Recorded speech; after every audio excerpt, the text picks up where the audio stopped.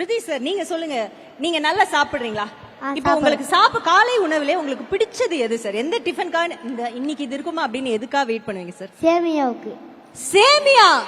சேமியாக்கு இப்படி ஒரு ஃபேன் இருக்கும் நீங்க யாராவது நினைச்சு பாத்தீங்களா? சேமியா உப்புமா வந்து ஒரு ஸ்டார் பிரேக்ஃபாஸ்ட் ஐட்டமா இவங்களுடைய இதுலயே. கரெக்டா மேடம்? கரெக்டா? சேமியா இங்க யாருக்கெல்லாம் பிடிக்கும்? கை தொடுங்க. யோ என்னையா உன் சேமியாவை பார்த்தா நானே வாங்கி சாப்பிடலாம் போல இருக்கே. ஓகே நீங்க சொல்லுங்க, வேற என்ன சொல்லணும் உங்களுக்கு? என் அப்பா அம்மா 2 பேருமே 5 மணிக்கே எழுந்திரிச்சு செங்கல் சூளைக்கு வேலைக்கு போயிடுவாங்க.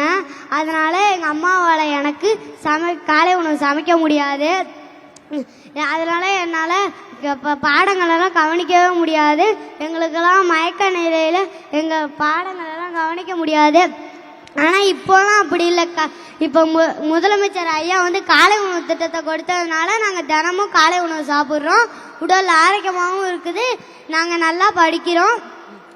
மயக்கம் எனக்கு பேச்சே எங்கள் ஸ்கூலில் இப்போ இல்லை. மயக்கம் போட்டு விழுற பேச்சே இல்லையா உங்க ஸ்கூல்ல? வாவ். சரி, அப்ப சிஎம் சாருக்கு நீங்க என்ன சொல்லணும்னு நினைக்கிறீங்க?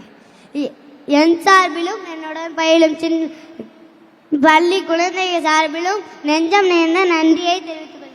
ஓகே, நான் ஒன்னு சொல்றேன், அது நீங்க சொல்றீங்களா சிஎம் சாருக்கு?